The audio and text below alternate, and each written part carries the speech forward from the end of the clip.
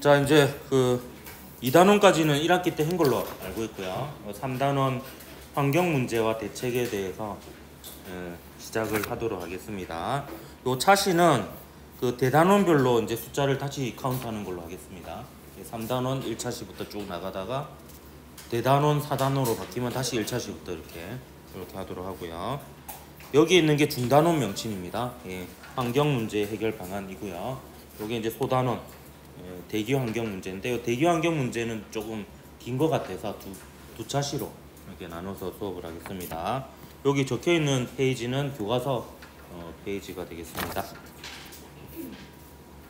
자, 학습 목표는 대기 오염의 원인과 주요 오염 물질을 이해한다. 그리고 대기 오염의 주요 현상과 그 원인을 설명할 수 있다가 되겠습니다. 좀 크게 부담을 가질 필요가 없는 게 그 뒷페이지에 보면은 그 형성평가 문제가 있을 텐데요. 이 정도 수준이 시험 문제 수준이다 보면 됩니다. 거의 뭐 객관식인데 거의 단답형 객관식 이렇게 돼서 기본적인 내용만 조금만 외우면 풀 수 있을 것 같아요.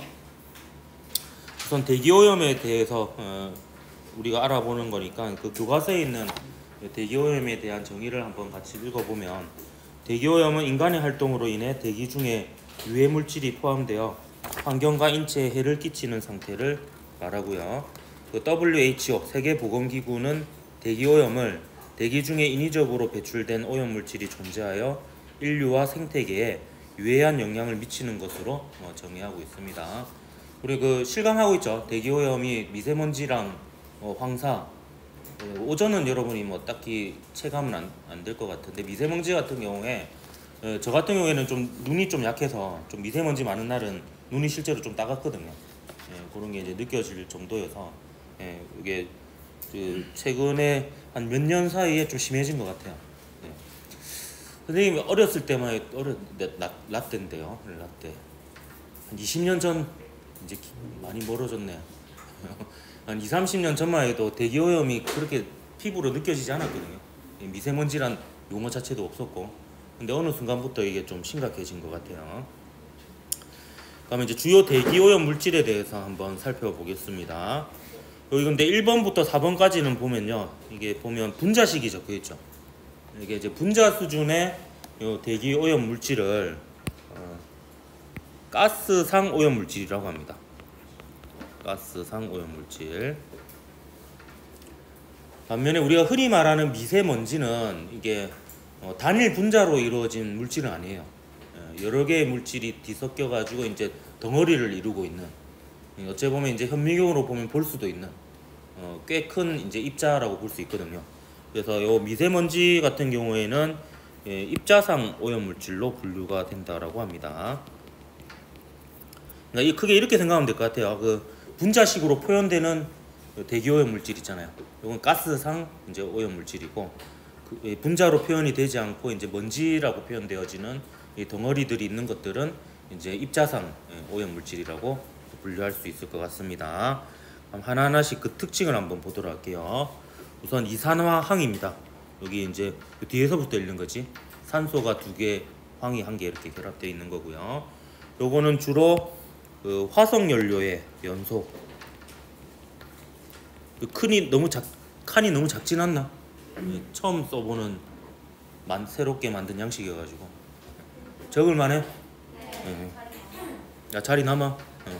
됐네요. 그러면 사실 완전히 맨 땅에 만든 건 아니고, 이제 어떤 선생님이 만든 그 통합과 가스지를 살짝 그 다운 받아가지고 이제 살짝 변형시켜가지고 이게 좀 보기 편하게 보이더라고. 그래서 화석연료의 연소 과정에서 발생하는 오염물질로 호흡기 질환과 산성비의 원인이 됩니다. 여기에 이제 물에 녹으면 이제 산성 상태가 되는 거죠. 그래서 이게 화석연료의 연소 과정에서 나온다. 이 정도 여러분이 기억을 하고 있으면 될 것 같고요. 일산화탄소는 많이 들어봤죠. 저기 뭐 게임 하나? 그 일산화탄소 같은 경우는 이제 흡연하는 학생들의 이제 네가 그렇다는 건 아니고 흡연하는 학생들을 이제 검사할 때 일산화탄소 검사를 하거든요. 안에 이제 얼마나 있는지. 일산화탄소가 이제 그 탄소로 이루어진 어떤 물질을 이게 산화시킬 때, 연소시킬 때 완전 연소를 하게 되면 이산화탄소가 나오는데, 이제 불완전 연소를 하게 되면 산소가 2개 붙지 못하고 1개만 붙는 이제 일산화탄소가 나오게 됩니다. 근데 일산화탄소는 이제 이 불완전 연소에 의해서 발생하는데 이게 큰 문제점이 뭐냐 하면 일단 무색무취예요. 무색무취라서 얘가 나오고 있는지 잘 내가 마시고 있는지를 인지를 잘 못하고요. 그리고 이게 마시고 나면은 이제 얘가 치명적인 해를 끼치는 게 뭐냐 하면 이 혈액 내 산소 공급을 방해합니다.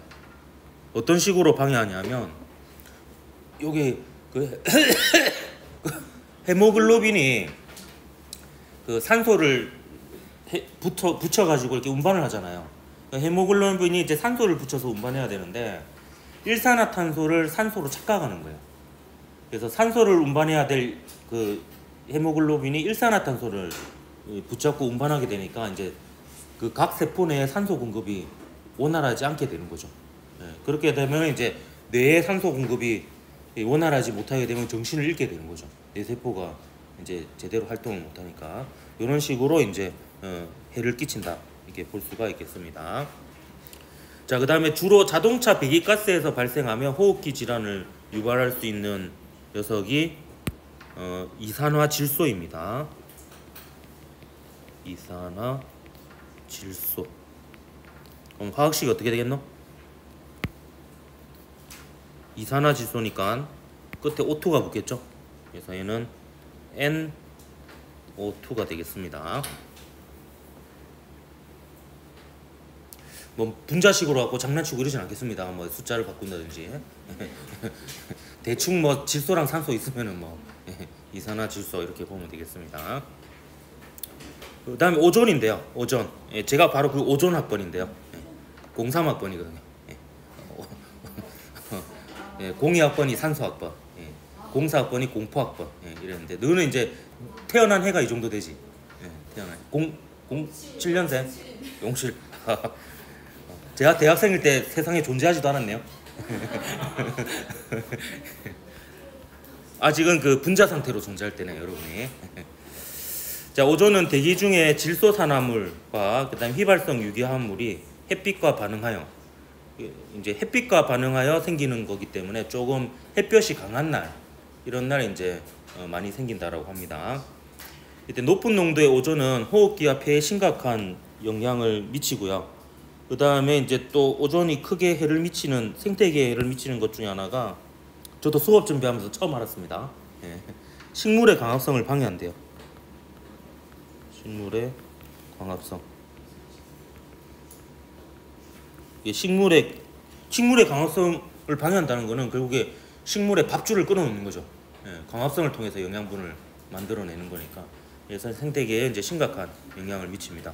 그러니까 오존은 그 저기 성층권에 있으면은 좋은 영향을 미치는데요. 성층권에 있으면은 그 태양에서 오는 자외선을 차단해 주는 거잖아요. 그런데 이제 여기서는 우리가 살고 있는 이 대기권에 존재하게 되면 이런 식으로 해를 미치게 됩니다. 그래서 오존 경보가 이런 게 발령되고 이러면 밖에 안 나가는 게 좋겠죠. 이건 특히 분자 수준이기 때문에 뭐 마스크가 소용이 없습니다. 마스크가 그렇기 때문에 이제 오존주의보 이런 것도 여러분이 볼 필요가 있겠고, 이까지가 이제 지금 보면 분자식으로 표현되잖아요.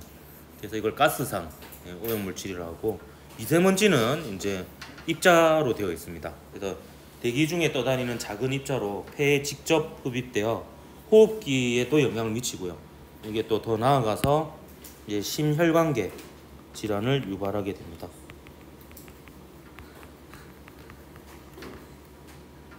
왜 뭐 웃긴 게 있나? 아니야? 뭐가 아니야? 자, 이건 교과서에 있는 건데요. 이 교과서 몇 쪽이고 페이지가 얘는 옆에 적혀있네요. 134쪽. 자, 직경에 따른 미세먼지 구분인데요. 미세먼지 해가지고 PM10이라고 적혀있는 거는 결국에 10마이크로미터보다 작은 먼지입니다. 요 마이크로가 10의 마이너스 6승이거든요. 요 밀리가 10의 마이너스 3승이에요. 그래서 10의 3승 단위죠. 그래서 밀리미터가 1000분의 1 미터잖아. 마이크로미터는 100만 분의 1 미터가 되겠습니다. 밀리미터로 치면 밀리미터보다 1000분의 1이 되는 거죠. 그래서 그 자의 한 눈금이 1mm잖아. 그걸 1000등분해서 그 한 칸이 이제 1마이크로미터니까 꽤 크죠. 분자보다는 많이 크잖아요. 이게 현미경으로는 볼 수 있을 정도의 크기입니다. 그거에 한 10배 정도 되는 게 미세먼지고, 그거에 한 2.5배 정도 되는 게 그거보다 더 작은 게 이제 초미세먼지가 되겠습니다. 그래서 차이점은 이제 미세먼지는 그래도 한 폐 정도에서 머문다라고 치면, 요거는 이제 초미세먼지는 그 폐포 깊숙이까지 완전히 갈 때까지 들어간다, 이렇게 보면 되겠습니다. 그래서 이게 침투하는 깊이 자체가 다르기 때문에 둘 중에 더 심각하게 위험한 것은 초미세먼지다, 이렇게 볼 수가 있는 거죠. 그렇습니다. 이게 뭐 여기저기 영향을 미치죠. 눈 또 알레르기성 결막염. 저도 이제 눈에 좀 영향을 많이 미치는 편입니다. 제가 개인적으로는. 그리고 코, 기관지. 이 기관지가 그렇게 폐랑 이어져 있잖아요. 그래서 여기 보면 2.5 마이크로 미만 초미세먼지는 폐속 깊이 침투해서 세포에 흡착 붙어버린다는 거죠. 그래서 이제 그 세포를 손상시키니까 이제 심각한 문제를 일으킬 수 있습니다. 그러니까 여러분이 이제 이거에 좀 민감하게 좀 반응할 필요가 있어요. 생각보다 오래 건강하게 살아야 되니까 좀 미세먼지 안 좋고 이런 날은 좀 그래도 마스크를 적극적으로 쓰고, 집에 공기청정기 있고 학교에 공기청정기 있으면 좀 켜야 되는데 바람 이게 꺼놓는데 요새 좀 전반적으로 안 좋은데 이게 켜놓고 살아라. 있는데 왜 안 써? 너가 지금 그렇게 공기청정 역할을 하고 있는 거야 스스로. 맞아서 여러분 폐세포에다가 미세먼지를 흡착시키고 있는 거야. 그러면서 여기에 있는 미세먼지를 없애주고 있는 거예요. 그렇기 때문에 그걸 얘가 대신해야 될 거 아니야.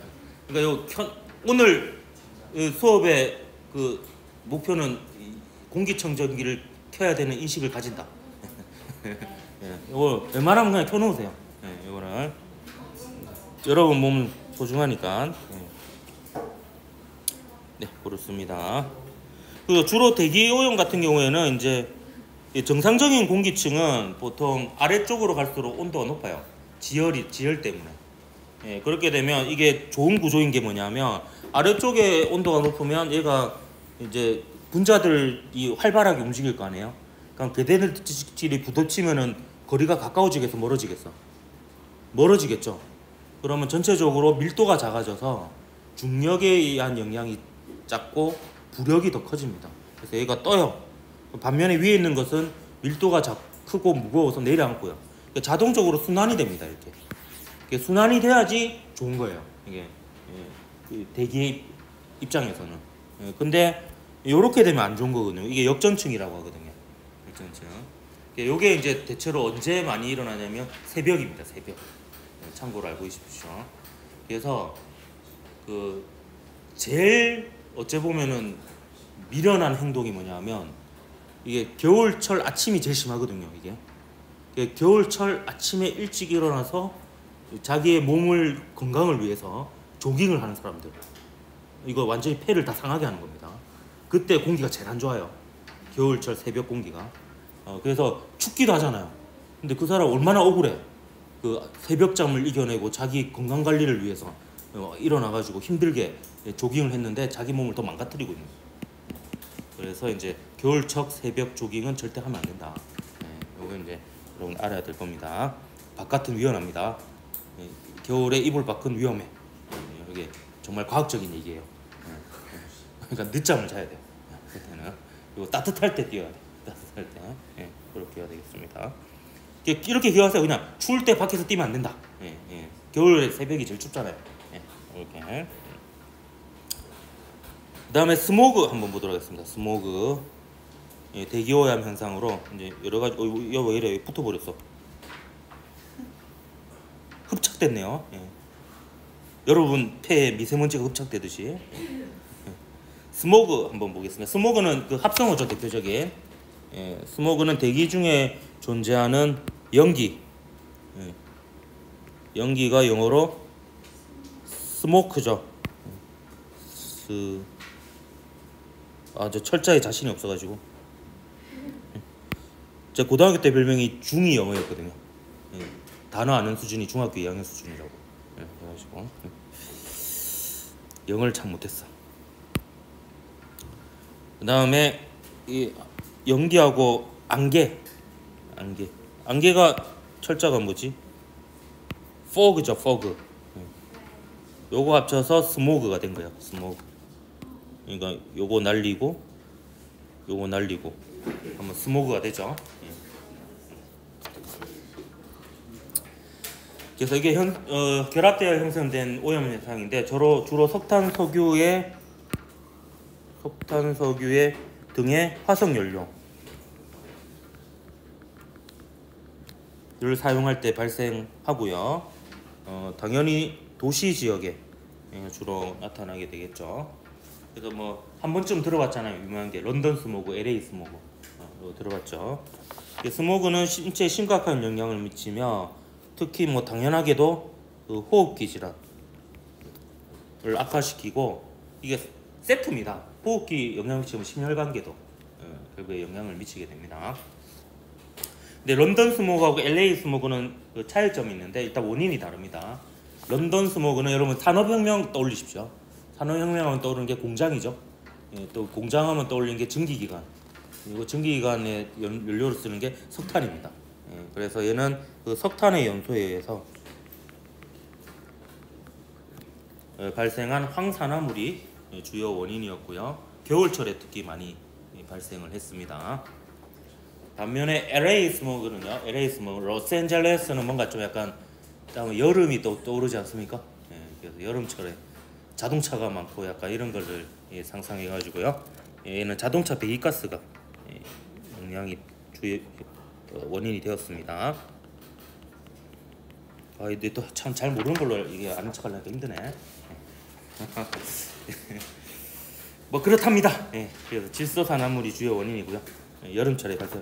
뭐 이렇게 뭐 내기 좋겠네, 그지? 뭐 이렇게 대비되는 게 많으니까. 이거 뭐 좀 넘어가 봅시다. 그다음에 상성비. 이 상성비는 역시 또 이게 문제는 화석 연료입니다. 이놈의 화석. 이 화석 연료의 연소 과정에서 배출된 황산화물이 황산화물과 질소산화물이 대기 중에서 물과 지우는 거 깜빡했네. 물과 결합하여 형성되는 이거 만들었을 때가 12시 넘어가지고 잠이 와가지고 가로 한 거 막 지운다고 지웠는데 이게 다 못 지웠네. 물과 결합하여 형성되는 산성물질을 포함한 비를 산성비라고 합니다. 산성비는 이제 여러 가지 영향을 미치는데 가장 심각한 영향을 미치는 게 토양의 산성화죠. 토양이 산성화되면 별로 안 좋다더라고요. 약간 염기성이 좋다는데 또 너무 염기면 또 다 죽고요. 극단적인 건 다 안 좋습니다. 중성에 가까운 게 좋은데, 근데 이제 산성에 가까우면 이제 식물의 성장에 해를 미친다고 하네요.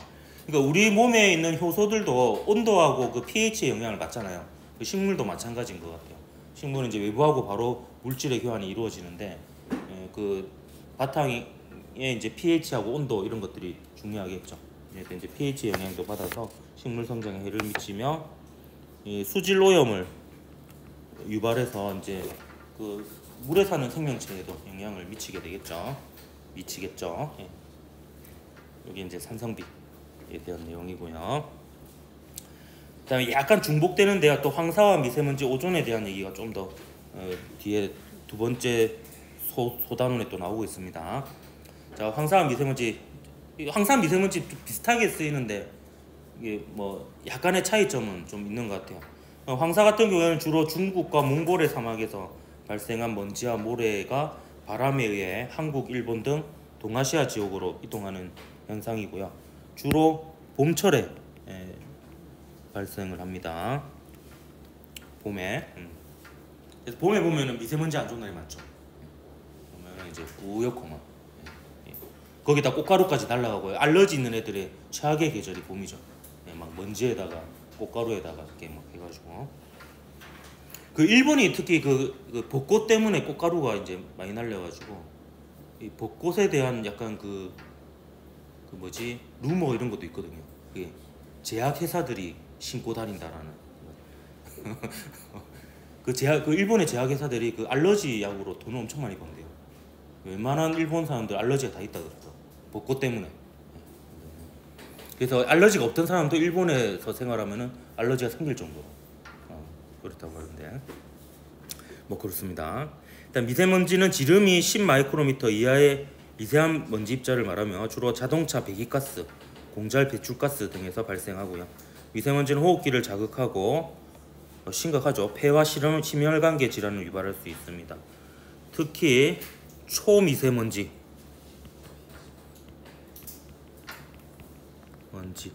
표기는 어떻게 표기하죠? 예. PM 얼마입니까? 2.5. 예. 는 이제 2.5 마이크로미터보다 직경이 더 작아서 폐 속 깊이 침투할 수 있어서 더 위험하다. 그러면 그 깊이 침투하면 그만큼 배출도 더 힘들겠죠. 예. 그래서 이제 위험하다 이런 거고요. 그다음 오존은 대기 중에 질소산화물과 휘발성 유기화합물이 자외선과 반응한대요. 그러니까 얘가 송충권에서는 자외선을 차단하겠죠. 자외선을. 그래서 생성되는 2차 오염 물질이고요. 그래서 고농도의 오존은 호흡기 질환을 유발할 수 있으며 그리고 식물의 강합성을 방해하여 생태계에도 해를 미칩니다. 그래서 주로 자동차가 많이 다니고 햇볕이 강한 시기에 발생률이 높으니까 요새 발생률이 높겠네요. 그래서 저도 이제 한번 오존 농도도 한번 매일 체크해 봐야 될 것 같습니다. 그래서 안 좋은 날은 최대한 바깥 활동을 자제하고. 근데 요새는 뭐 체크할 필요도 없이 바깥 활동을 안 하죠. 워낙 더워가지고. 그렇습니다. 그 형성평가 한번 풀어볼 시간 잠깐 줄까? 어차피 시간도 많은데 잠깐 주고 풀이하도록 할게요. 자, 형성평가 같이 풀어보도록 하겠습니다. 자, 이산화황은 주로 어떤 과정으로 발생하는 오염물질입니까? 요거는 화석연료의 연소죠. 자동차 배출가스로는 이제 질소산화물이 주로 나오는 거고, 석탄 같은 이제 그 화석연료의 연소 과정에서 이산화황이 주로 나옵니다. 외우면 되겠죠. 그 다음에 일산화탄소는 그 아까 그 담배 피는 사람 이거 한다 했거든요. 이게 불완전 연소. 이제 완전 연소는 CO2가 나오는데 불완전 연소에서는 이제 산소가 좀 불완전하게 붙어서 하나만 붙는. 그러면서 이제 얘가 약간 산소랑 헷갈리는 거야. 이제 산소가 O2잖아요. 근데 O 대신에 C가 붙어가지고 비슷하게 생겼나 봐. 그래서 헤모글로빈 입장에서는 산소나 일산화탄소랑 비슷해가지고 산소도 운반하지만 일산화탄소도 오히려 산소보다 일산화탄소가 더 잘 붙는 걸로 알고 있어요. 그래가지고 이제 산소를 운반해야 될 헤모글로빈이 이제 일산화탄소를 운반하면서 혈액의 산소 운반 능력을 저하시키죠. 이게 이제 문제점이 되겠습니다. 이 색깔이 왜 이런 해줬어? 그 3번은 저도 좀 어려웠던 것 같은데요. 오존이 인체에 미치는 영향으로 옳지 않은 것은 했는데 몇 번일 것 같아요? 답이 네, 4번이라고 합니다. 요 시력 같은 경우에는 이제 눈에 영향을 미치는 미세먼지는 눈에 영향을 미치는데 오존은 뭐 시력에 영향을 미치지는 않는 것 같아요. 근데 호흡기 자극이나 피부 질환, 폐 손상, 천식 악화 이런 거에는 이제 영향을 미친다고 합니다. 이건 참고로 여기 요 황사하고 미세먼지는 차이점이 모르겠네. 눈에 더 잘 보이나 황사가. 근데 미세먼지 있는 날도 뿌옇잖아요.